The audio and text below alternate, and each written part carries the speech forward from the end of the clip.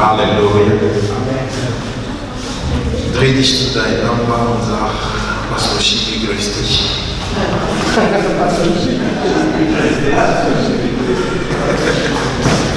Amen. Ich grüße euch alle in Jesus Namen. Ich freue mich sehr, heute hier sein zu dürfen. Pastor, danke für die Einladung. Ich fühle mich immer wohl, wenn ich hier reinkomme. Amen. Weil für mich ist hier mein Zuhause. Nichts zu verstecken. Das ist schön, wenn man frei sein kann, wenn man merkt, wir sind doch Geschwister, wir haben einen Vater, der uns genauso liebt, wie wir sind. Deswegen ist es für mich immer wieder eine große Freude, hier zu sein. Das letzte Mal war, denke ich, Dezember oder Januar? Genau. Die Zeit vergeht sehr schnell. Ich möchte erstmal meine Freude ausdrücken. Ihr macht hier eine tolle Arbeit. Amen. Im Dezember, ich stand hier und dieser Alter war nicht da. Ich bin hier reingekommen, ich habe den Alter gesehen, dann habe ich gesagt, wow, das ist doch ein greifbares Zeichen von etwas, was gemacht wurde. Amen. Und das möchte ich nicht als ganz normal einfach sehen, sondern ich möchte das Beispiel sehen, um zu sagen, ihr seid und aktiv dabei. Gemeinde Gottes, Gemeinde zu gründen, verlangt von jedem von uns eine Kraft. Kraft einzusetzen durch die Fähigkeiten, die wir bekommen haben. Keiner ist da umsonst. Jeder ist da für ein bestimmtes Ziel. Jeder hat etwas Bestimmtes bekommen, eine Gabe. Und sogar für jeden von uns wurde diese Gabe sehr vielfältig weitergegeben. In 1. Korinther Kapitel 12 werden von 9 Gaben gesprochen, aber der Heilige Geist hat deutlich mehr als das. Und jeder von uns hat etwas bekommen. Keiner würde meinen, der hat nichts bekommen. Wenn einer sagt, ich habe gar nichts, dann ist es eine Lüge. Dann, das würde bedeuten, du kennst dich selber nicht. Erinnert euch an diese Geschichte, die Jesus erzählt hatte, die 3 Diener, die Gaben bekommen haben, die zu vermehren. Am Ende, was sagt Jesus zu dem Letzten, der das nicht verwehrt hat? An dem, der glaubt, der nichts hat, wird auch das genommen, was er hat. Dieser Satz ist schon sehr tief. Das bedeutet, jemand kann glauben, dass er nichts hat, aber von ihm wird sogar genommen, was er hat. In anderen Worten, es gibt keiner, der nichts hat. Deswegen ist so in der Gemeinde, in jeder Gemeinde, jede Person sehr wichtig. Jeder hat etwas dazu beizutragen. Jeder hat etwas von Gott bekommen, um dazu beizutragen. Und das ist gleich das Thema, was Gott auf mein Herz heute gelegt hat. Du bist nützlich. Amen. Sag es zu dir selbst, ich bin nützlich. Das ist ein Satz, was für manche Leute auf dieser Erde schwer zu sprechen ist oder das wirklich daran zu glauben ist. Diese Woche, die letzten 6 Tage, haben wir in unserer Gemeinde in München über den Befreiungsdienst gesprochen. Jeden Abend knapp 2 Stunden in Lehre und im Gebet verbracht und dort hat viele Wunder bewirkt. Eine der wichtigen Wunder, die wir gesehen haben, ist einfach das Erkenntnis von deinen eigenen Werten. Eine der wichtigen Strategien von Dämonen, vom Teufel, ist, deine Werte zu decken. Dich einfach zu hindern, zu erkennen, was du bist und wie viel wert du bist. Wenn er das schafft, wenn die Dämonen das schaffen, deine Werte von dir auszublenden, dass du nicht in der Lage bist, das zu erkennen, was in dir ist, dann hat er schon gewonnen. Habt ihr schon mal das Verhalten bemerkt von jemandem, der denkt, dass er nichts wäre, also mit so einer Person ist es schwierig umzugehen. So eine Person wird einfach gesteuert, um aus eigener Kraft darzustellen, gesehen zu werden. Die Person, die seine eigenen Werte hat und die kennt, die braucht nicht mit Druck nach vorne zu stehen. Die braucht nicht mit Druck aus einer Gesellschaft nach oben gebracht zu werden. Oder auf die Arbeit. Das braucht einer nicht. Sondern wenn du deinen eigenen Wert erkennst, dann tust du genau, wofür du da bist und was du eigentlich tun kannst. Ich habe auf der Arbeit, wo ich auch beruflich unterwegs bin, das in mein eigenes Leben eingesetzt. Wenn ich auf meine Kollegen schaue, das ist so wie ein richtiger Kampf, nach vorne zu kommen. Ein richtiger Kampf, von der Vorgesetzten gut angesehen zu werden. Bis auf den Punkt, dass du auf deinen Kollegen treten kannst, nur um gut angesehen zu werden. Und vor 2 Wochen war ich in dem Mitarbeitergespräch mit meinem Vorgesetzten und er hat angefangen, einige Sachen zu erzählen, wo ich ihm gesagt habe, bitte stopp, weil deine Beobachtung möchte ich jetzt einfach anders darlegen. Er war der Meinung, dass andere, also auf Basis von dem, was andere Leute gesagt haben und was er von mir niemals gehört hat, dass die besser unterwegs sind. Ich habe ihm gesagt, nein. Schau, mein Heft, wo ich mir jeden Tag notiere, was ich tue. Er hat drauf geschaut und dann am Ende hat er mir gefragt, warum sagst du mir das nicht? Nur wenn ich das lese, so viel wie du magst, so viel, was du unterwegs erledigst, verstehe ich, dass hier eigentlich du eher die Person bist, der das und das und das verdient. Ich habe ihm gesagt, das ist meine Art zu leben. Ich möchte nicht unbedingt groß dargestellt werden. Und dann hat er mir erzählt, was die anderen Kollegen ihm eigentlich gesagt hat. Er hat daraus gehört, dass ich eigentlich nichts tue. Und wenn ich ihm aber das darlege, merke er, das ist das Gegenteil. Er hat mir aber seine Ohren zugewendet, um von mir zu hören, was ist das überhaupt? Habe ich ihm gesagt, ich möchte nicht unbedingt der Große spielen, weil das macht die Atmosphäre auf der Arbeit einfach kaputt. Wenn jemand betrieben ist, nur vorne zu stehen, nur angesehen zu werden, dann bist du auch bereit, auf deinen Kollegen zu steigen, um etwas höher zu erscheinen. Und das ist etwas, was die Gesellschaft kaputt macht. Ich habe sogar ein Buch darüber gelesen. Die Leute haben das als Theorie der Berufsleben dargestellt, um zu sagen, du musst, wenn du weiterkommen möchtest, du musst einfach Möglichkeit finden, gut angesehen zu werden. Und das ist als normal betrachtet, das ist als Strategie für Karriereentwicklung, Verkauf. Ich habe gesagt, das nicht mit mir. Wenn ich meine Werte erkenne, wenn ich meine Fähigkeiten erkenne, wenn ich weiß, was ich kann, dann tue ich genau das. Und wenn du damit was anderes kommst, dann musst du das mir darlegen. Erst dann sprechen wir über Fakten. Warum? Gott kennt die Fakten. Amen? Gott kennt die Fakten. Gott kennt die Innere. Er kennt, was andere Leute nicht kennen. Ein Pastor wurde im Himmel entrückt, sage ich mal so, in eine Vision. Er war vor Gott und dann wurde ihm dargestellt, seine ganze Gemeinde.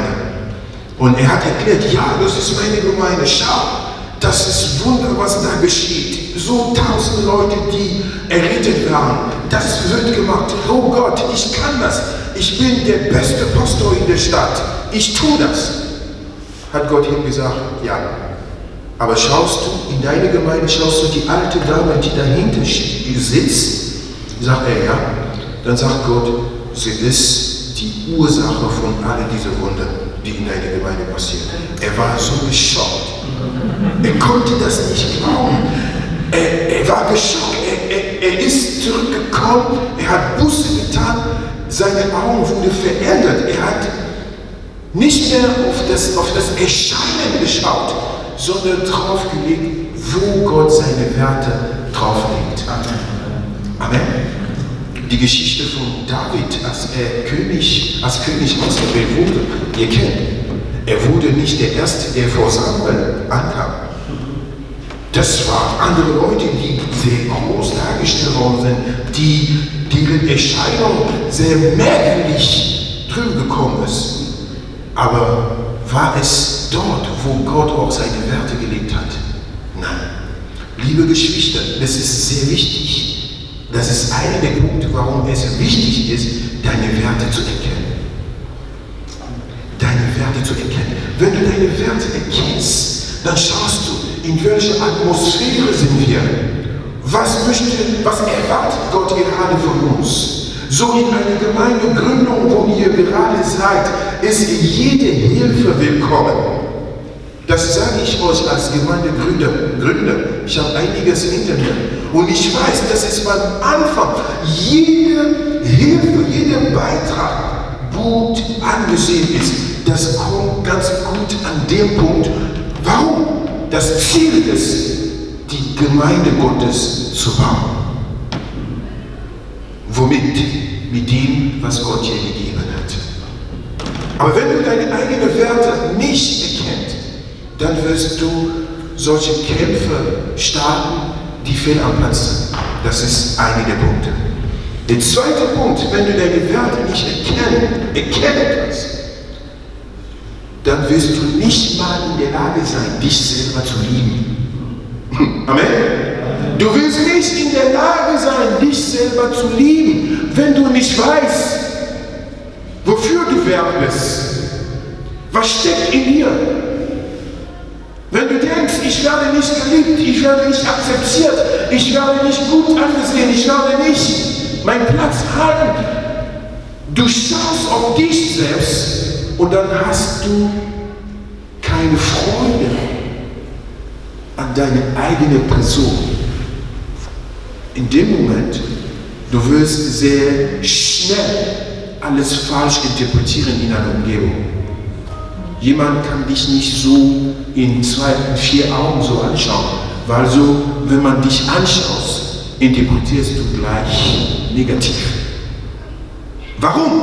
Weil du dich selber schon als negativ empfindest und du kannst dich selber nicht akzeptieren. Und die Folge davon, von Leuten, die mit solchen Gedanken unterwegs sind, ist Selbstmord, ist Isolation, ist sehr schnell diese nicht konstante emotionale Leben, dass du mal so bist. Merkt ihr, dass das Gefühl einfach nicht kontrollierbar ist, weil heute bist du die glücklichste Mensch, die glücklichste Person, die auf der Welt existiert, und in einer Woche bist du die traurigste Person, die man je gesehen hat. In einer Woche später bist du die Person, die so verliebt ist, wo man überhaupt noch nie gesehen hat. 2 Wochen später ist die Geschichte für dich so schon als 10 Jahre vorbeigelaufen. Du kannst etwas versprechen, Leute sind Enthusiasten und so weiter. Wow, das geht dir nach vorne. Aber eine halbe Stunde später, du sagst alles ab. Du sperrst dich in dein Zimmer und sagst, ich kann nicht. Obwohl eine halbe Stunde davor du alle Leute angefeuert hast. Diese nicht konstante Gefühle und Emotionen, das ist eine dämonische Kraft. Warum? Wenn Leute deren eigene Werte nicht erkennen und sich gerade manipulieren lassen von den Umständen. Was passiert in der nächsten halben Stunde, definiert meine Aktion, meine Bewegung. Das ist zu angreifbar. Das ist einer der Punkte, was passiert, wenn jemand seine Werte nicht erkennt. Und solche Personen sind sehr, sehr schnell mit Selbstmordgedanken unterwegs. Ich kenne mich nicht, ich bin nichts wert, ich kann nichts erreichen, mein Leben hat keinen Wert, ich wurde immer so zurückgelassen und so weiter. Ich kenne eine Geschichte von einer Frau, die war wirklich unterwegs als Prostituierte. Sie wurde vergewaltigt, sie wurde unter Gewalt und sie hatte alles Schlimmes, was ihr denken könnt, Drogen und so weiter. Und irgendwann war sie so schmutzig, hat sie so schmutzig gefühlt, dass sie entschieden hat, einfach zu sterben. Und sie ging raus, neben einem Gleis, um einfach auf dem letzten Zug zu warten. Und nach ein paar Minuten, kurz bevor der Zug kam, kam ein junger Mann vorbei. Er hatte einfach eine Blume in die Hand. Und der hat das ihr gegeben beim Vorbeigehen und er hat einfach gelächelt und ist weitergegangen. Sie hat das genommen, sie hat das Lachen nicht mal genießen können, aber das hat sie beobachtet und er ist vorbeigegangen. Das hat ihr Leben komplett verändert.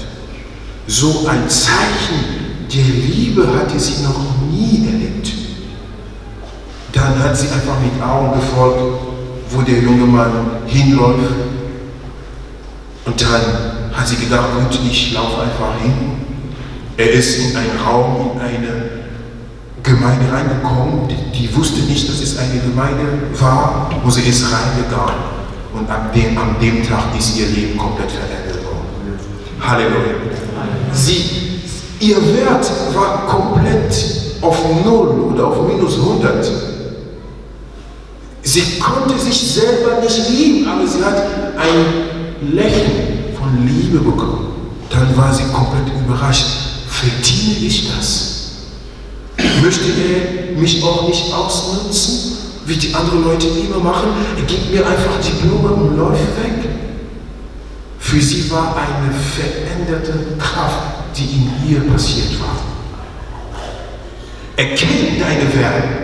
Erkenn, was in dir ist. Lass nicht, dass die anderen Leute das bestimmen, was in dir ist.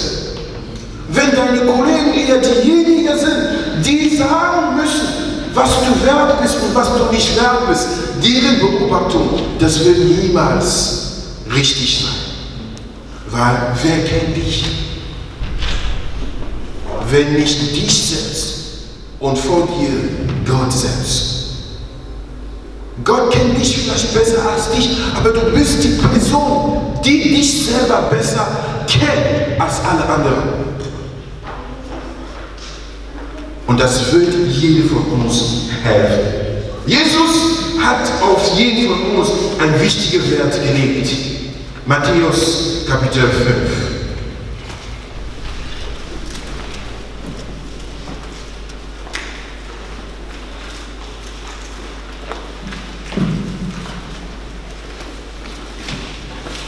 Matthäus Kapitel 5.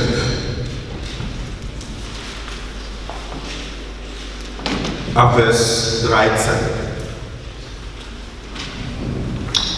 Ihr seid das Salz der Erde. Doch wozu ist Salz noch gut, wenn es seinen Geschmack verloren hat? Kann man es etwa wieder brauchbar machen? Es wird weggeworfen und zertreten, wie etwas, das nichts wert ist. Ihr seid das Licht der Welt, wie eine Stadt auf einem Berg, die in der Nacht hell erstrahlt, damit alles es sehen können. Versteckt eure Licht nicht unter einem ungestülpten Gefäß. Stellt es lieber auf einen Lampenständer und lasst es für alle leuchten. Lass uns auch noch Matthäus Kapitel 3 lesen. Matthäus Kapitel 3, Vers 10.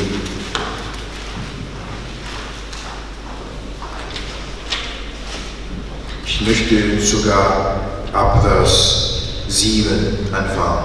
Als er aber sah, dass auch viele Pharisäer und Sadduzäer kamen, um sich von ihm taufen zu lassen, führte er sie an. Ihr schlanker Hund, wer hat euch eingeredet, ihr könntet dem bevorstehenden Gericht Gottes entkommen? Beweist durch euren Lebenswandel, dass ihr eure Sünden hinter euch gelassen und euch Gott zugewandt habt. Es genügt nicht zu sagen, wir sind die Nachkommen Abrahams. Uns kann nichts geschehen. Das beweist gar nichts. Wenn Gott wollte, könnte er aus diesen Steinen Kinder Abrahams machen. Vers 10 ist hier auch noch wichtiger. Die Axt wird schon durch die Luft geschwungen, bereit, eure Wurzeln abzuhacken. Denn jeder Baum, der keine guten Früchte bringt, wird umgehauen und ins Feuer geworfen. Halleluja. Jesus nimmt hier ein klares Beispiel. Ihr seid das Salz. Ihr seid das Salz der Erde. Das Salz der Erde. Ohne Salz hat man keinen Geschmack. Ich koche gerne und ich habe festgestellt, wenn ich ohne Salz koche, dann ist es für mich selber ungenießbar. Leute, die aufgrund von Krankheiten auf Salz verzichten müssen, die müssen sich Mühe geben, um sich daran zu gewöhnen. Denn Essen ohne Salz, da verpasst du etwas Wichtiges. Es gibt diese Geschmack, es gibt diese Lust, dieser Genuss, ja, um dein Essen wirklich auf dich zu nehmen. Denn Salz ist dafür zuständig. Und im Zeitalter hat man auch den Salz benutzt, um Sachen zu konservieren, damit es ein bisschen länger hält. Wenn es vielleicht getrocknet worden ist und so weiter, konnte man mit Salz etwas konservieren. Also Salz hat so einen wichtigen Punkt, eine wichtige Aufgabe in unserem Leben. Sogar in Medikamenten heutzutage werden das benutzt, das Salz. Und Jesus sagt hier, ihr seid das Salz der Erde. Wenn aber dieses Salz sein Geschmack, seine Werte verliert, dann ist es nutzlos. Du bist aber nicht nutzlos, oder? Amen? Amen. Worüber sprechen wir? Ich bin nützlich. Wenn aber dieses Salz seinen Geschmack verliert, dann ist es nutzlos. Das kann eine Flasche Salz sein, aber ohne Geschmack ist es Müll. Das kann ein Sack voller Salz sein, aber ohne diese Geschmackfunktion ist es nur Müll.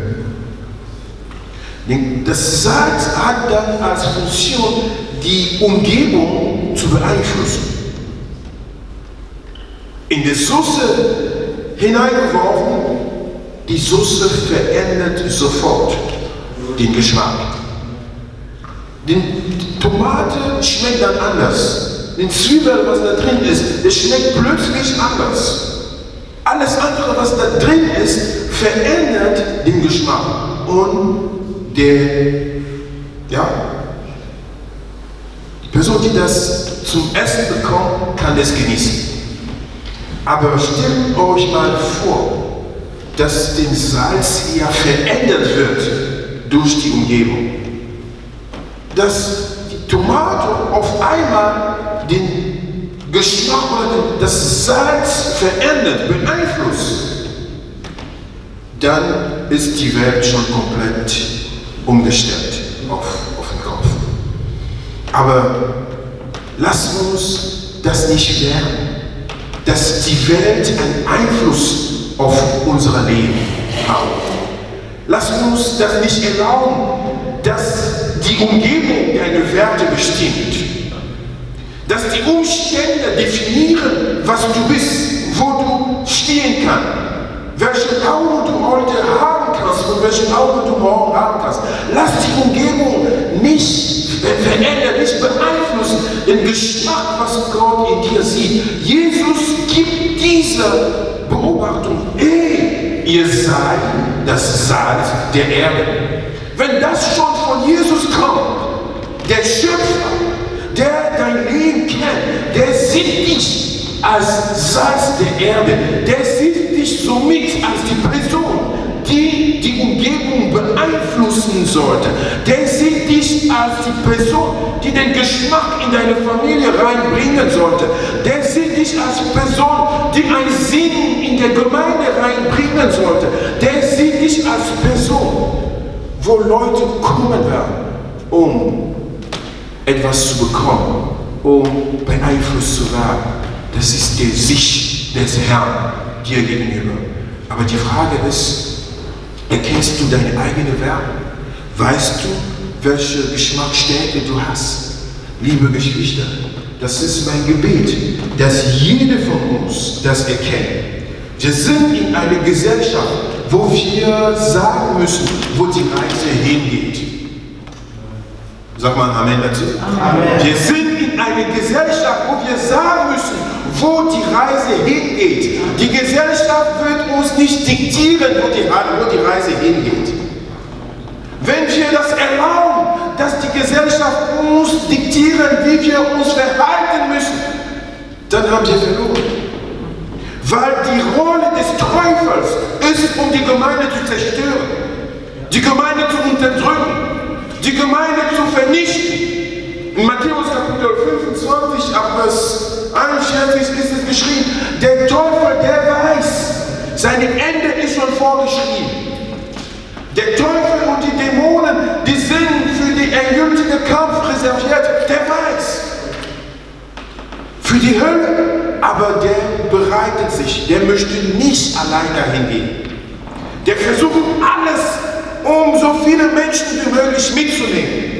Und wenn die Gemeinde da ist auf der Erde und die Aufgabe hat, die Menschen auf dem Weg der Verlorenheit zu nehmen, um in den Reich Gottes einzuführen, dann ist der Teufel völlig dagegen, kann ich dir sagen.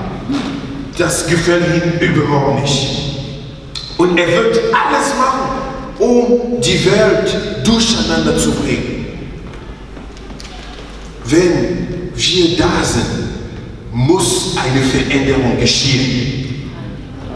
Gott sagt zu Lot, hey, ich finde nicht mal die 5 oder die 10 Gerechtigen, die du gerne hättest, um Sodom und Gomorra zu retten von meinem Zorn. Gott hatte gehofft, dass es mindestens die 5 oder die 10 gegeben hätte, um seinen Zorn abzulenken. Seht ihr, wie wichtig es ist, dass wir in dieser Gesellschaft sind? Seht ihr, wie wichtig es ist, dass die Gemeinde in dieser Gesellschaft ist? Denn durch unsere Anwesenheit ist es Zorn Gottes aufgehalten. Durch unsere Anwesenheit ist eine Atmosphäre, die entsteht, um dieser Welt noch Hoffnung zu geben. Du bist als Gemeinde sehr wichtig auf dieser Erde. Du bist als Gemeinde sehr wichtig hier in Mannheim, in dieser Viertel. Du bist als Gemeinde sehr wichtig. Deine Gegenwart, deine Anwesenheit hier bringt eine Veränderung in die geistliche Welt. Und auch in deine Familie. Die Tatsache, dass du Jesus anvertraut, die Tatsache, dass du für Jesus unterwegs bist, das ist so ein Segen für deine Familie. So ein Segen, wenn Gott deine Augen öffnen würde, dass du siehst, Wie viel geistlicher Kampf von ihm durchgeführt wird, nur deinetwegen, in deiner Familie, würdest du jeden Tag Gott dafür loben. Amen. Jeden Tag Gott dafür loben, nur weil du als Christ unterwegs bist. Gott sieht dich und er hat Erbarmen auf deine ganze Familie. Auf deine Omas, auf deine Eltern, auf deine Großeltern, auf deine Cousine. Nur durch dein Leben, die Tatsache, dass du mit Gott unterwegs bist, das ist Hoffnung in deine Familie, die reinkommt. Auf deine Arbeit, wo du unterwegs mit Gott unterwegs bist. Die Tatsache, dass du für Jesus unterwegs bist, das ist so ein Segen auf der Schule, an der Uni, überall wo du bist. Du bist der Grund, warum der Teufel das Ort da noch nicht zerstört hat. Du bist der Grund, warum es dort Friede gibt, es dort Freude gibt, die Menschen noch unterwegs sein können. Du bist der Grund. Ich sage das nicht nur so. Du bist der Grund. Das ist eine geistliche Wahrheit. Weil wenn du nicht da bist, der Teufel hat gute Türen. Der kann das alles machen. Aber wenn er kommt, er hat seine Sachen vor und er merkt, wow, du bist in der Klasse, du bist in dem Raum, du sitzt gerade in diesem Bus, du sitzt gerade in diesem Flugzeug, du sitzt gerade in der Sitzung. Seine Pläne sind gerade zerstört worden, nur wegen deiner Anwesenheit. Amen. Halleluja. Das ist so wichtig und umso mehr, dass wir unsere Werte erkennen müssen. Wenn du das aber nicht kennst, wirst du erlauben, dass deine Umgebung dich beeinflusst. Willst du versuchen, dich anzupassen? Oh, ich möchte hier Leute nicht verletzen. Ich möchte hier nicht über Jesus sprechen. Wenn ich das jetzt mache, dann wird mein Vorgesetzter mich rauswerfen. Oh, ich möchte hier nicht laut sein. Meine Nachbarn, die können gestört werden. Oh, ich möchte einfach mich zurückhalten. Ja, ein Glauben ist eigentlich etwas Persönliches. Ich muss nicht unbedingt meinen Glauben hier vorstellen. Nur Christen denken so. Und das ist nicht gut. Wisst ihr, wie die Muslime unsere Gesellschaft verändern? Habt ihr das bemerkt? Die Kinder im Kindergarten, viele Kindergärten heutzutage, darf man kein Schwein einbieten. Schweinefleisch. Warum? Ist es wegen Christen? Nein. Ich kenne viele Christen, die ohne weiteres Schweinefleisch essen. Aber heutzutage, seit ein paar Jahren, die Schule stellt sich um. Warum? Weil die Muslime, die wissen, dass die Richtung der Gesellschaft beeinflussen können. Warum wird es diskutiert, ob es mit Kopftuch unterwegs sein muss oder nicht? Ob man das erlaubt, ob man das gestartet, weil die wissen, die haben ein Ziel, die Gesellschaft zu beeinflussen. Die haben ein weltweit, ein europaweites Ziel, um Veränderung zu bringen über Generationen. Aber vor 2 Wochen war ich einfach in meinem Herzen ein bisschen, ich weiß nicht, überrascht. Aber ich habe festgestellt, das sind dämonische Kräfte. Eine Geschwister, die in Kamerun ist, und sie hat mich angerufen, hat gesagt, Pastor, du hast mich empfohlen, in diese Gemeinde zu gehen. Also sie war hier in Europa und aufgrund von Depression und so weiter musste sie Deutschland verlassen. Sie konnte nicht in eine Gemeinde reingehen. Sie war überall in Deutschland unterwegs. Und dann ist sie in Kamerun gelandet, hat mich angerufen, hey, kannst du mir helfen? Habe ich gesagt, gut, ich habe eine Gemeinde und ich empfehle dir, dahin zu gehen. Ich habe 2 Pastoren, die sind sehr stark unterwegs für Befreiung. Sie ist dort gegangen, 2, 3 Mal. Sie hatte schon mir Zeugnisse geschickt, wow, das ist der Weg für mich. Irgendwann in einem Gottesdienst, Gebet-Gottesdienst, die Anwesenheit Gottes war so stark. Auf einmal hört sie eine Stimme, die ihr sagt, ihr stört die Nachbarschaft. Warum seid ihr so laut? Und dann hat sie einfach ihr Gepäck genommen aus der Gemeinde rausgetreten nach Hause. Nach dem Gottesdienst ruft der Pastor und fragt, warum bist du rausgegangen? Ich habe nach dir gesucht. Ja, Pastor, es stört mich, wenn wir die Welt stören. Wenn wir so laut sind und die anderen Leute. Dann hat sie das mir erzählt. Ich habe gesagt, gut, das sind dämonische Kräfte, die dir solche Gedanken geben. Weil, wie kannst du dadurch behaupten, die Kirche sollte sich der Welt anpassen? Versteht ihr, was ich meine? Die Kirche sollte einfach ruhig sein, leise sein. Ich habe dir gesagt, ja, ich kann verstehen, was du meinst, weil in Deutschland wissen wir schon, was Lärmgesetz und so weiter ist. Vielleicht bist du noch mit den Gedanken unterwegs. Aber schau mal, wo du bist, gerade in Kamerun. Wie viele Diskos gibt es auf der Straße, wo du bist? Wie viele Biergarten und so weiter mit lauter Musik gibt es da? Hast du einen Nachbar gesehen, der sich dann beschwert hat wegen Lärm von der Disco und so weiter? Hat sie gesagt, nein. Ich sage, okay, die Gemeinde, wo ich dich geschickt habe, die ist dort seit 25 Jahren und keiner hat sich irgendwann beschwert. Wir machen sogar Gebetsnächte mit Lautstärker und alles, was es gibt. Die Gesellschaft ist froh darüber. Denkst du, dass die Muslime, die deren Moschee da haben und die ganze Zeit um 4 Uhr nach, um 5 Uhr nach über das ganze Viertel schreien, dass die sich Gedanken machen, dass die Welt nicht beeinflussen, stören können oder wollen? Für mich war ein komplettes Beweis, dass der Teufel versucht, die Gemeinde in eine Ecke zu drängen, um die Welt freizulassen. Frei wovon? Das Evangelium ist doch das Beste, was es gibt. Die gute Botschaft des Herrn, das ist das, was dir deine Werte darstellt. Das ist das, was als Beste auf dieser Welt gibt. Wenn du noch nicht Jesus kennengelernt hast, dann verpasst du etwas. Wenn du auf dieser Erde lebst ohne Jesus, dein Leben verpasst, dein Leben hat etwas verfehlt. Es gibt kein Salz, es gibt keinen Geschmack. In Jesus haben wir das Leben. In Jesus haben wir einen Sinn für unser Leben. In Jesus haben wir die Friede tief in uns, die Vergebung unserer Sünde. In Jesus haben wir Hoffnung. Wir wissen, dass auch wenn wir morgen nichts haben, Jesus sorgt für uns. Amen. In Jesus wissen wir, der Schutz Gottes begleitet uns. Wir können frei sein. In Jesus wissen wir, der Teufel kann nichts gegen uns. Amen. Amen.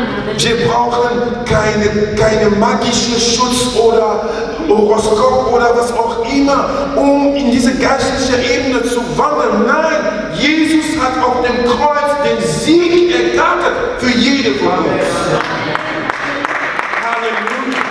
Halleluja. Halleluja. Das ist doch ein Schatz. Das ist doch die beste Alternative. Das ist doch etwas, was wir haben und was wir bekannt machen sollen, dass die Welt es entdecken kann. Die Leute sterben da draußen. Die Leute, die leiden ohne Jesus.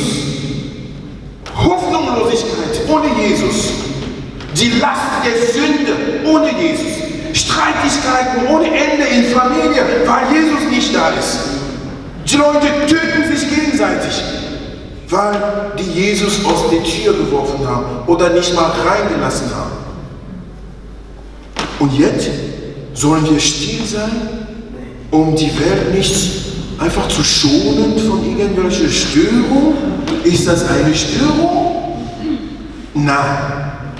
Unser Jesus ist wirklich die Rettung der Welt. Amen. Und wir sollen das schreien über die Berge, über alles, was existiert. Wir sollen über Jesus erzählen, wir sollen das Salz der Erde werden. Wir sollen unseren Geschmack nicht verlieren. Was bringt uns dazu, unseren Geschmack zu verlieren? Manchmal sind das Lebensumstände, das uns so unterdrückt, dass wir nicht in der Lage sind, über Jesus zu erzählen. Eine große Lüge, sogar hier in Deutschland, ist im Berufsleben, dass man denkt, okay, meine Vorgesetzter, meine Kollegen, die müssen nicht wissen, dass ich Christ bin, dass ich Pastor bin. Ich habe sogar mit einem gesprochen, den habe ich begleitet, gecoacht für seinen Beruf, Perspektive, und irgendwann habe ich ihm gesagt, es geht alles von der geistlichen Ebene raus. Du kannst es auf dieser Erde nicht erreichen, wenn du nicht geistlich unterwegs bist. Aber ich habe festgestellt, er wollte sein geistliches Leben von seinem beruflichen Leben trennen. Nach dem Motto, wenn die Leute dann wissen, dass ich mit Christus unterwegs bin, das kann für mich ein Nachteil sein. Das ist ein dämonischer Gedanke. Jesus hat alles in seine Hände. Er hat die beste Stelle der Welt in seine Hände. Er hat das größte Gehalt, was du dir mal denken kannst, in seine Hände. Ich kann meinen Glauben nicht verstecken, weil man mich googeln muss oder wird, bevor man mich einstellt. Bitte google mich. Und nachdem du mich gegoogelt hast, willst du mich anrufen und sagen, bitte kannst du bei uns arbeiten. Ja, viele denken, ja, weil ich Christ bin, die werden merken, wie ich unterwegs bin und so weiter. Ich möchte das nicht darstellen, weil das kann ein Nachteil für meine Arbeit sein. Nein, überhaupt nicht. Im Christentum haben wir die Werte, haben wir die Tugend, diese Soft Skill. Versteht ihr? Was die Welt eigentlich braucht, was die Vorgesetzten hier draußen brauchen. Wenn man von Treue spricht, das findet man bei Christen am meisten. Wenn man über Zuverlässigkeit spricht, das findet man bei Christen am meisten. Wenn man von Vertrauen spricht, das findet man bei Christen am meisten. Und das muss ich verstecken, weil Leute nicht wissen sollen, dass ich Christ bin, dass ich Pastor bin. Das ist eine teuflische Lüge. Und ich sage Nein dazu. Das ist einige Gedanken, was in Menschen dann passiert, um einfach auf der Arbeit nicht über Jesus zu sprechen. Das sage ich ganz klar. Und überall, wo ich bis heute gearbeitet habe, sogar an der Hochschule, an der Uni, wenn ich reinkomme, habe ich meine Bibel dabei. Am ersten Tag der Uni habe ich meine Bibel dabei, habe ich Literatur, christliche Literatur dabei. Das ist meine Identität. Ihr müsst von Anfang an kennen, wer ich bin. Wenn ich euch erlaube, mich erstmal zu beeinflussen, dann ist es zu spät. Ich bin das Salz. In diesem Klassenraum bin ich das Salz. Und ich sollte sagen, wo die Reise hingeht. Ich sollte über Jesus sprechen. Und wenn ich das gemacht habe, bin ich auch geschützt. Habe ich jedes Mal festgestellt. Wenn ich das mache, wenn ich zum ersten Mal in eine neue Arbeitsatmosphäre oder Ausbildung oder wo auch immer mache, dann bin ich geschützt. Wisst ihr warum? Die Leute kommen nicht mehr zu dir mit irgendwelchen Gesprächsthemen. Wenn es so unmoralische Themen sind, die kommen nicht zu dir.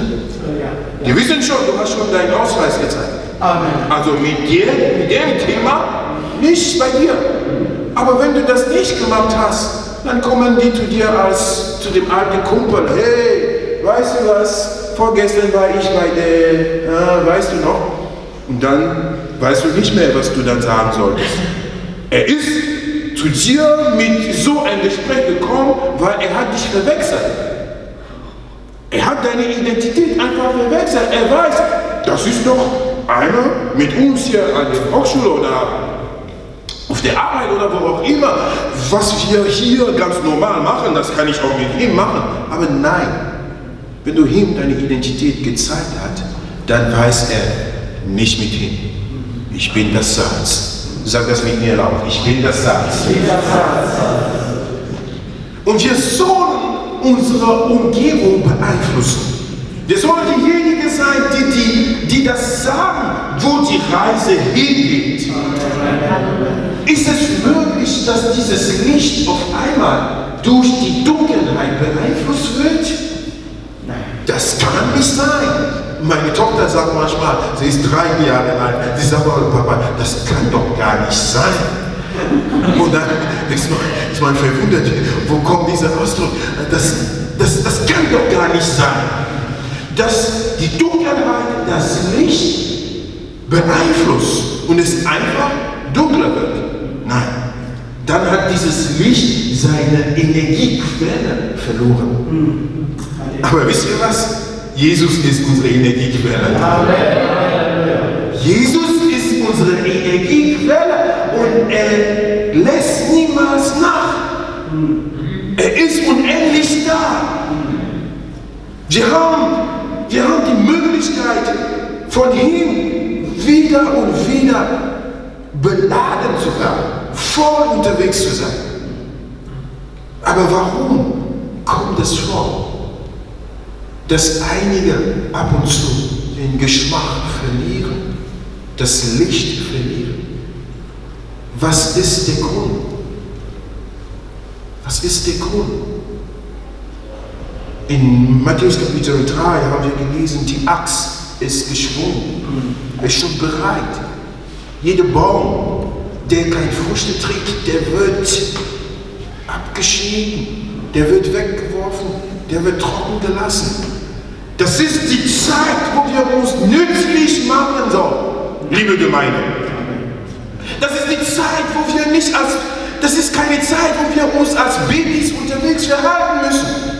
Wir sind in einer Atmosphäre, wo jeder mitpacken sollte, unterwegs sein sollte, die Augen auf das Richtige, auf das Wichtige setzen sollte. Nicht uns ablenken lassen von allem, was da um die Welt passiert. Die Axt wurde geschwungen. Es ist keine Zeit der Spielerei, es ist keine Zeit von Ablenkung, es ist keine Zeit, uns immer mit uns selber zu beschäftigen. Nein! Was passiert, wenn der Baum sich die ganze Zeit mit sich selbst beschäftigt? Was passiert? Der wird keine Früchte tragen, weil der beschäftigt die ganze Zeit mit sich selbst. Wenn das Salz sich die ganze Zeit mit sich beschäftigt, der wird nichts beeinflussen in seine Ecke. Das Salz ist richtiges Salz, der wird in eine Soße reingeworfen, aber der streut nicht nach draußen, der streut nach innen. Was passiert? Du willst essen, du fragst dich, wo ist das Salz? Essen, und wenn der Topf leer ist, siehst du das Salz da unten geblieben, intakt. Weil die ganze Zeit hat sich dieses Salz mit sich selbst beschäftigt. Dann ist es problematisch. Der hat keine Zeit gehabt, um die Umgebung zu beeinflussen. Und sowas passiert auch. Wisst ihr, dass man auch Salz von der Erde ernten kann? Normalerweise Salz kommt aus dem Meer. Okay? Aber es gibt bestimmte Ecken, wo das Salz einfach da geblieben ist, so ein Fluss geschlossen und Wasser wurde verdampft und Salz ist geblieben. Und mit der Zeit kommt die Erde drauf und unten ist so eine riesige Schicht von Salz. Da gefangen, gehalten. Und es gibt dann Minen, also die Leute, die da die Bergen bohren, ja, die gehen da und die bohren und die holen dieses Salz raus. Die müssen noch Wasser hineinpumpen, die sogenannte Sohle. Und das kommt dann raus, pro Liter haben die Möglichkeit, ungefähr 310 Gramm Salz wieder rauszunehmen. Das ist ein ganzes Prozess. Aber dieses Salz, solange es da im Berg ist, das ist dieses Image, einfach sich mit sich selbst zu beschäftigen. Voll da geblieben. Voll da geblieben. Und wisst ihr was, wenn das Salz konzentriert ist auf eine Ecke und die Umgebung nicht beeinflussen kann, was entsteht da? Tod. Wisst ihr, warum man von Todesmeer spricht? Weil das Inhalt von Salz zu viel ist. Es kommt so von Jordan rein in Todesmeer und es gibt keinen Weg nach draußen. Auf einmal kommt das Wasser und stagniert sich auf eine Ecke. Und dieses Wasser wird dann verdampft durch die Sonne. Das bedeutet, die Menge von Wasser wird wenig und das Salz wird auch nicht verdampft. Das hat diese Qualität nicht. Deswegen, Wasser geht weg und der Inhalt von Salz wird immer konzentrierter. Dadurch sterben alle Fische, alle Lebewesen, die in diesem Meer sind. Das ist der Grund, warum es als Todesmeer genannt wird. Weil die Menge an Salz, was da ist, zu viel ist. Für nichts. Zu viel für sich selbst unterwegs zu sein. Und wenn die Gemeinde zu viel mit sich selbst beschäftigt ist, das ist nicht gesund. Wenn du dich mit dir selbst zu viel beschäftigt bist, ist nicht gesund für dich. Du bist da, um nützlich zu sein. Schau mal rum in die Gemeinde. Was kannst du machen? Welche Angebote kannst du vorschlagen?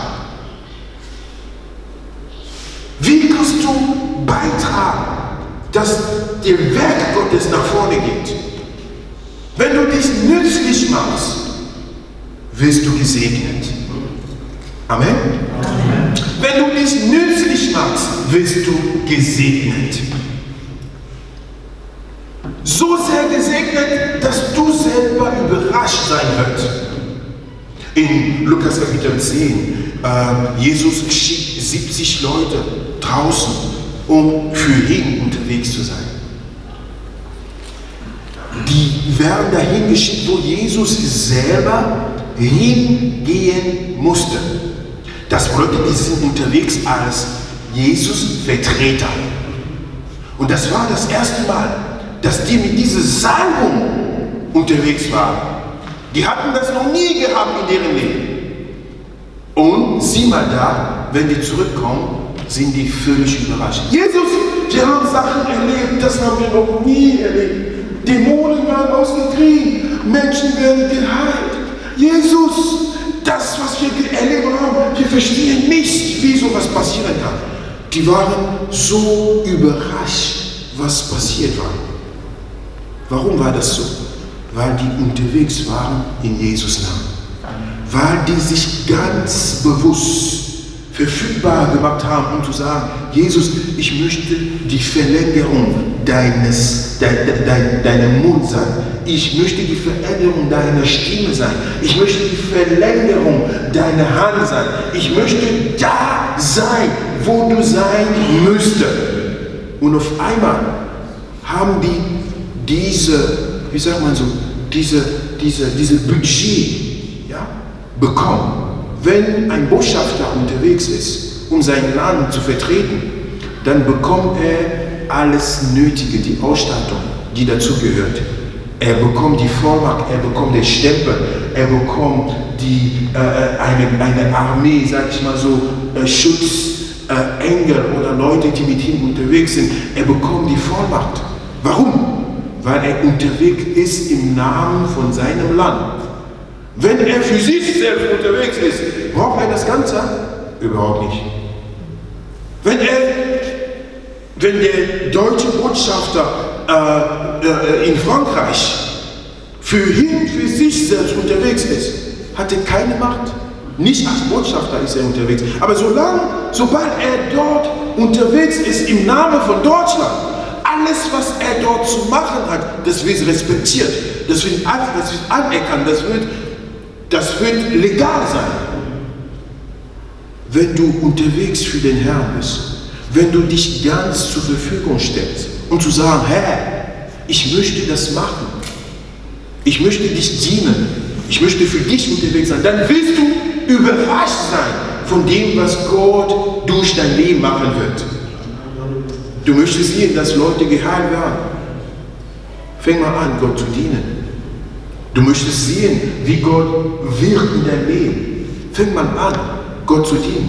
Wenn du zu sehr beschäftigt bist mit deiner Krankheit, mit deinen geistlichen Kämpfen, mit deinen eigenen Sorgen und so weiter, du wirst niemals den Kopf heben, um das zu sehen, was Gott durch dein Leben machen möchte.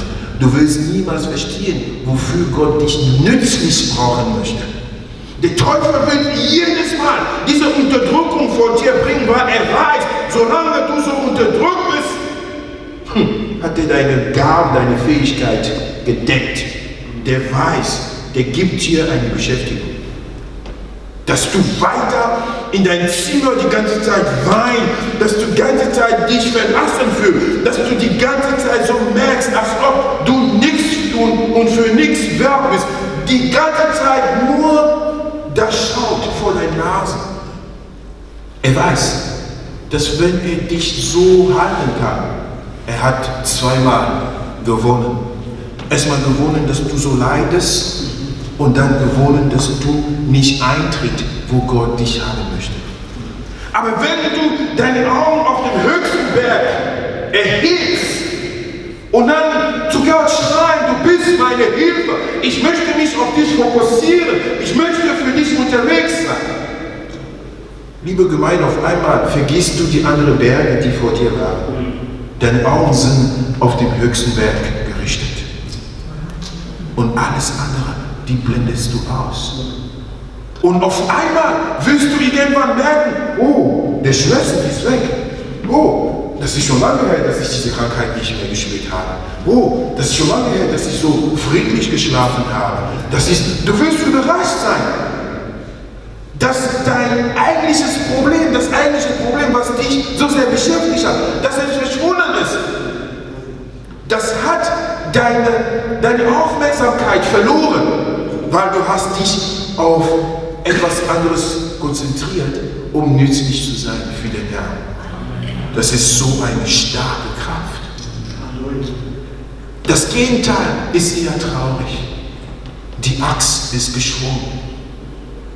Wenn keine Früchte getragen wird verloren.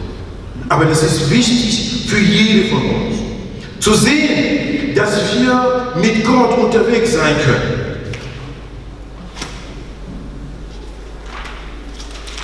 Und auch trotz aller Umstände, trotz aller Schwierigkeiten, das sein soll, was Gott von uns erwartet. Galaterbrief, Kapitel 5.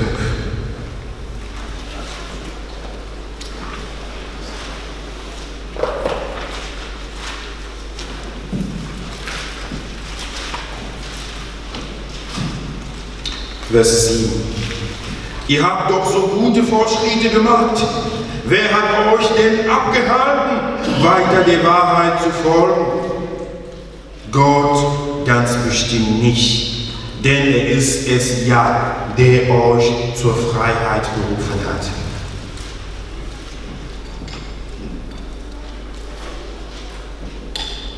Aber wenn auch nur einer unter euch falsche Wege geht, genügt das, um euch alle anzustecken.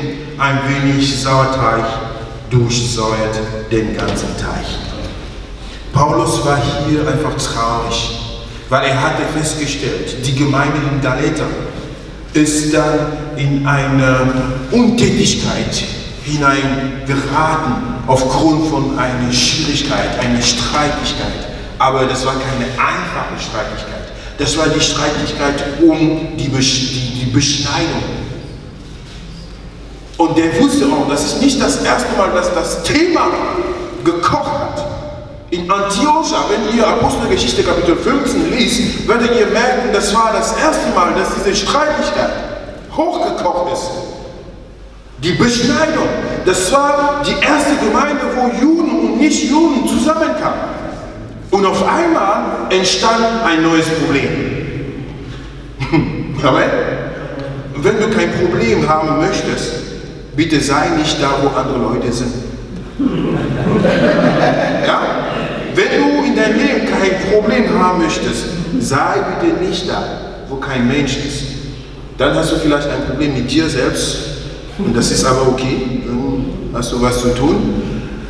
Aber wenn du irgendwo eintrittst, wo andere Menschen da sind, willkommen. Probleme sind willkommen. Es gibt keine perfekte Gemeinde. Warum? Weil Gemeinde besteht aus Menschen. Und wo Menschen sind, gibt es Unvollkommenheit. Ist jemand perfekt? Ich selber, ich bin es nicht. Wenn du es bist, Gott sei Dank, dann bist du in der nächsten Sekunde gleich im Himmel. Aber das war genau das erste Mal, wo die Juden und die Nichtjuden zusammenkamen. Die Gemeinde in Antiochia davor, die hatten das Problem nicht. Auf einmal Beschneidung.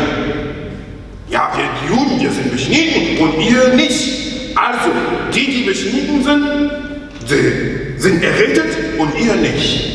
Und die Bibel sagt, es war so ein kräftiger Streit, sodass sogar die Ältesten in Antiochia das nicht lösen konnten. Die haben Leute nach Jerusalem geschickt, um dieses Problem zu lösen. In Kapitel 15 von Apostelgeschichte, es wird berichtet, auch zwischen den Aposteln, das war so heiß. Das Thema war warm und heiß diskutiert. Und irgendwann hatte Petrus die Offenbarung und er hatte die Lösung gegeben. Aber Jahre danach, die Galater, die sind vor demselben Problem. Und Paulus schreibt und sagt, hey, das haben wir schon doch gelöst. Aber ich beobachte, dass dieses Problem euch kalt gemacht hat.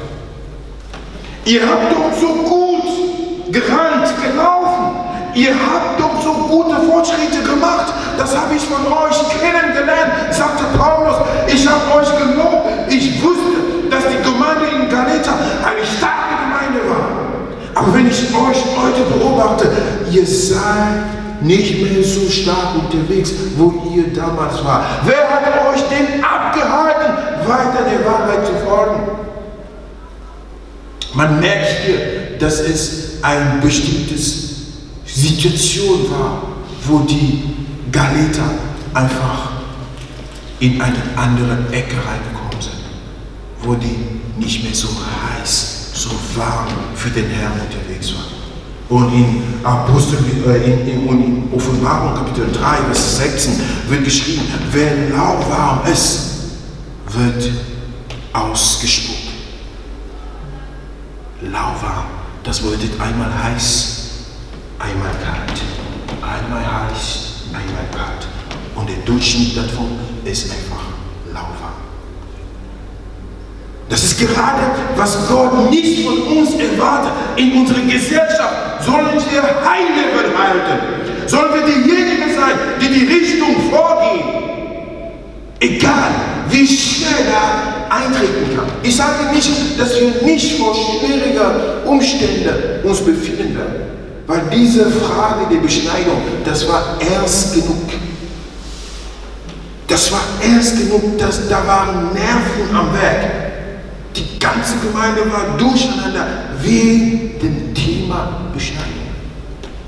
Ich kann dir sagen, in deinem Leben kann so wichtige Sachen reinkommen, eindringen, so wichtig sein, dass du dafür dein Glauben zur Seite legen solltest, um dich erstmal damit zu beschäftigen.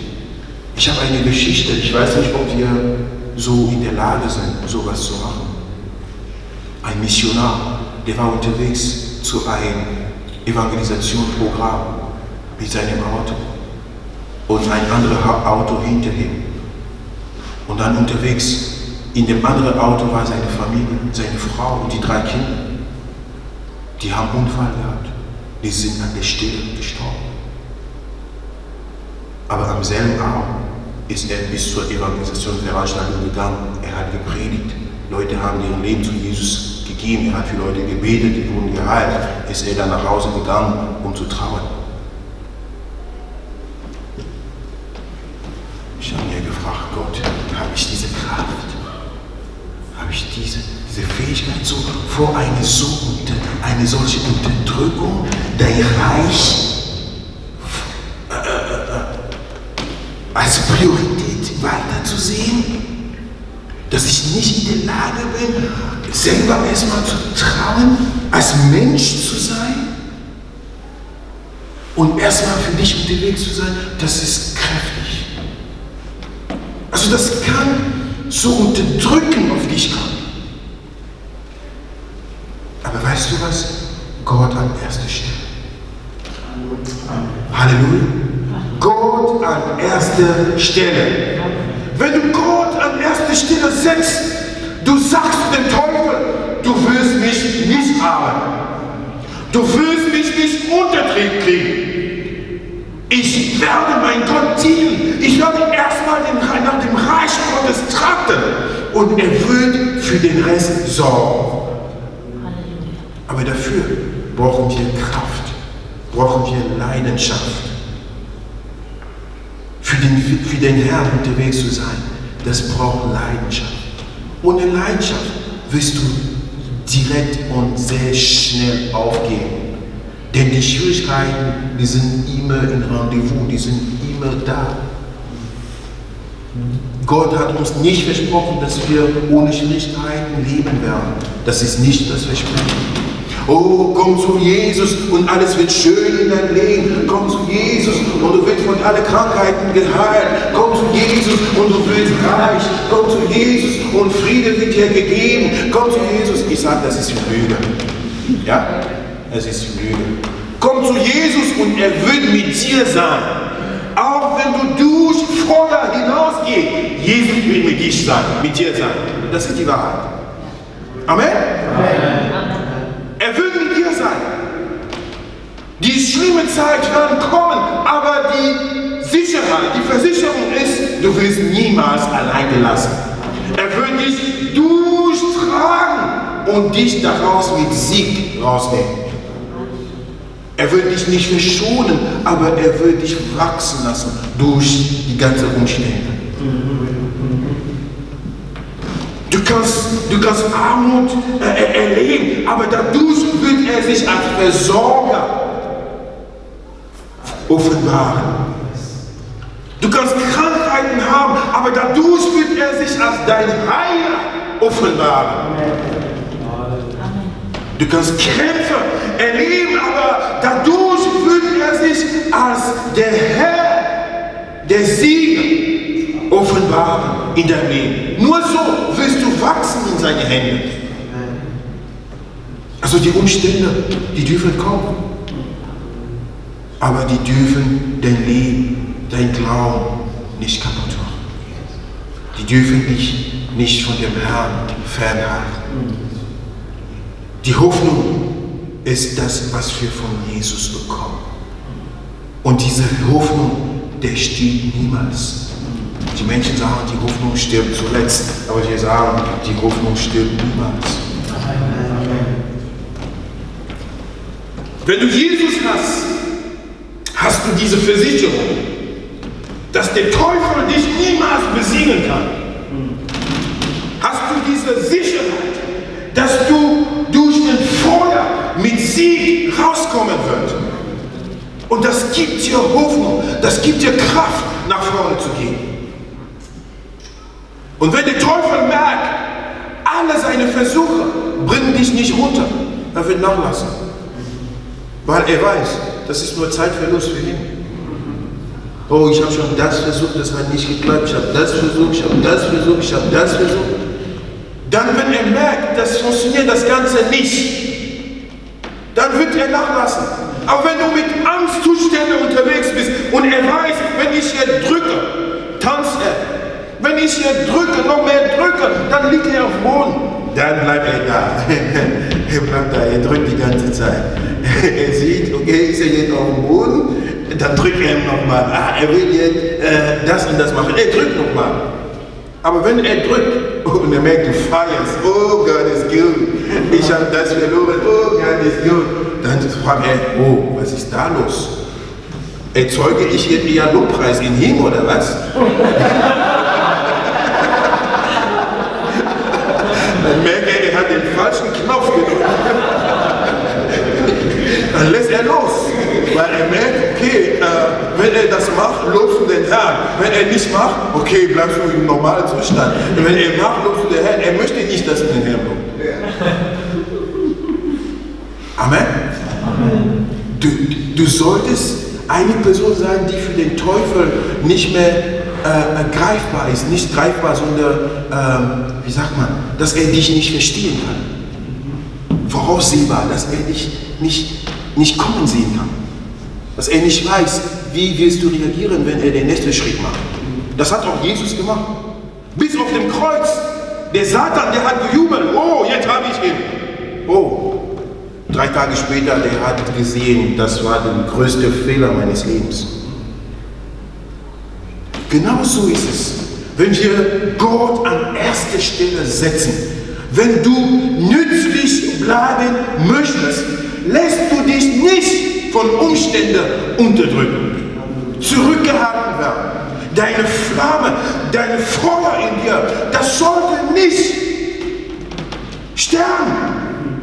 Was ist das, was dein Feuer sterben lassen kann? Was ist das? Ist es wert? Ist es wert,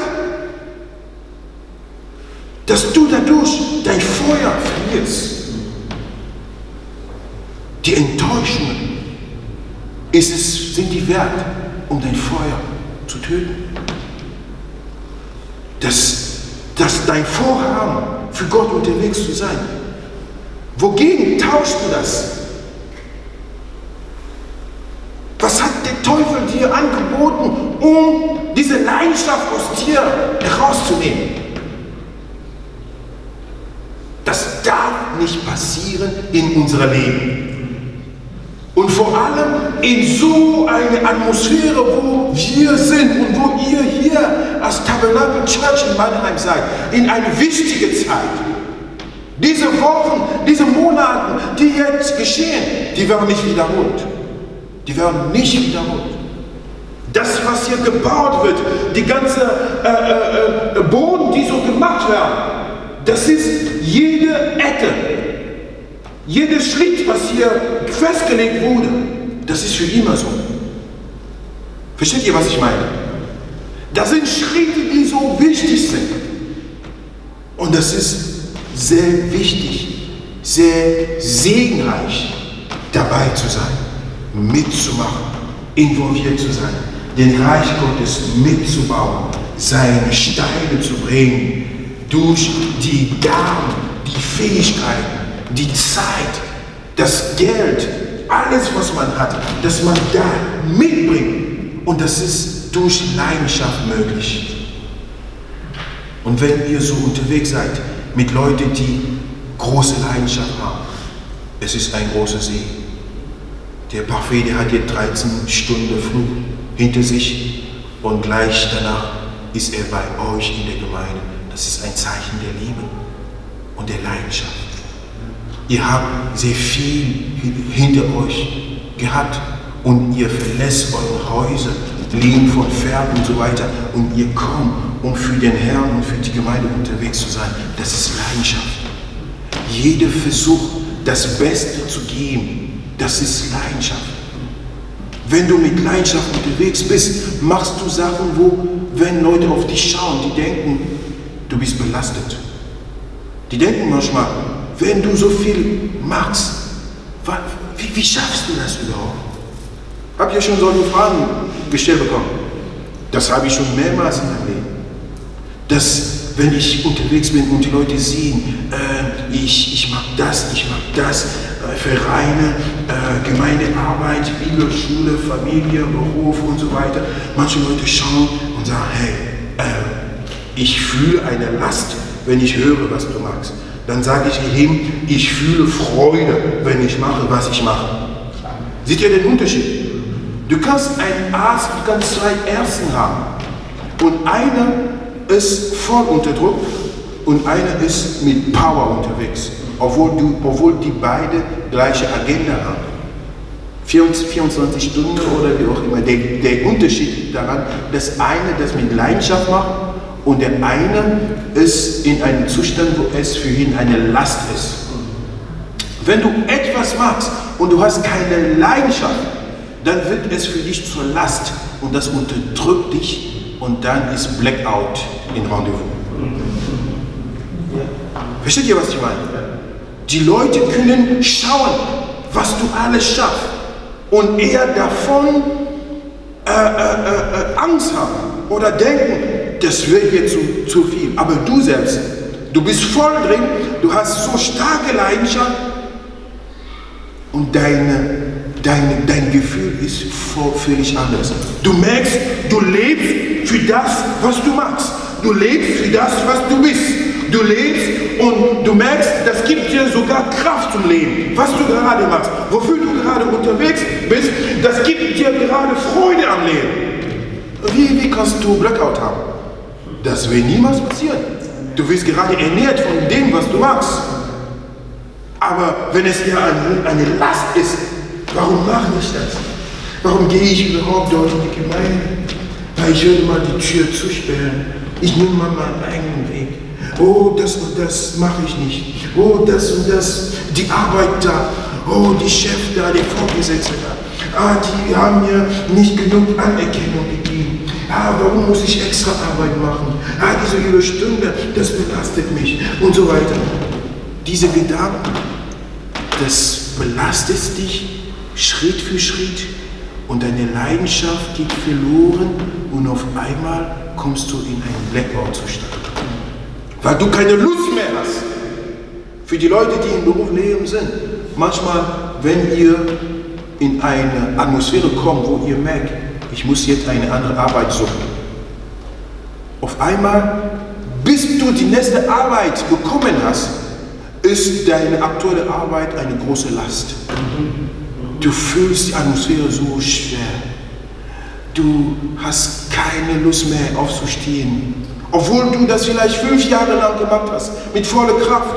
Du hast dieselben Kollegen vor dir, wie du die letzten 5 Jahre gehabt hast. Aber deine Einstellung ist völlig woanders. Auf einmal ist Aufstehen volle Last.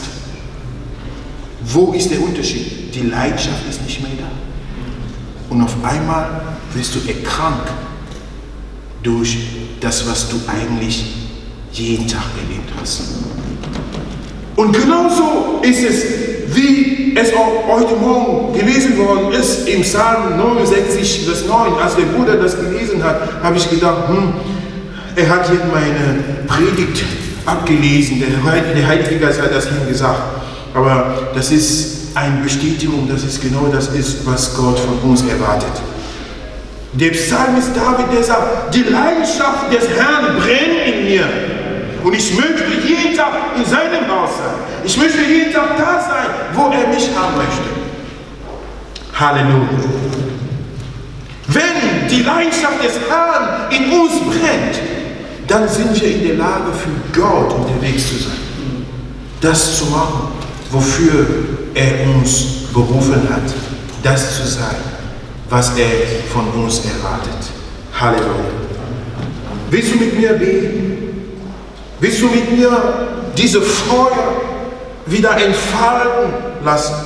Willst du mit mir unterwegs sein, um zu sagen, Gott, meine Umgebung, die Gesellschaft um mich herum, meine Familie, meine Gemeinde, wo du mich berufen hast, ich möchte vorantreten, ich möchte aktiv sein, ich möchte in Feuer unterwegs sein, ich möchte die Richtung geben in die Welt, wo Menschen mich Jesus erkennen, ich möchte den Weg zeigen, ich möchte ein Beispiel sein. Herr, die Axt ist vielleicht geschwungen, aber nicht für mich, nicht für mich, weil ich ein nützlicher Baum bin oder sein möchte oder sein bleiben. Kannst du aufstehen und lass uns dafür beten. Sprich einfach zu dem Herrn. Erhebe einfach deine Stimme und sprich einfach zu dem Herrn.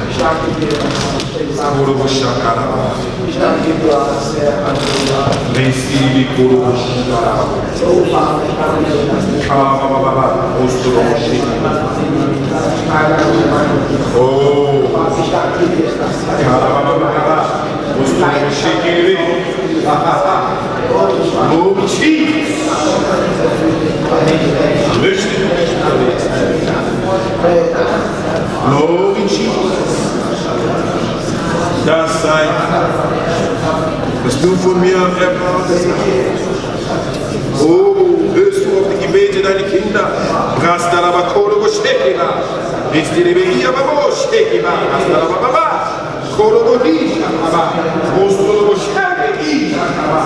Lass dein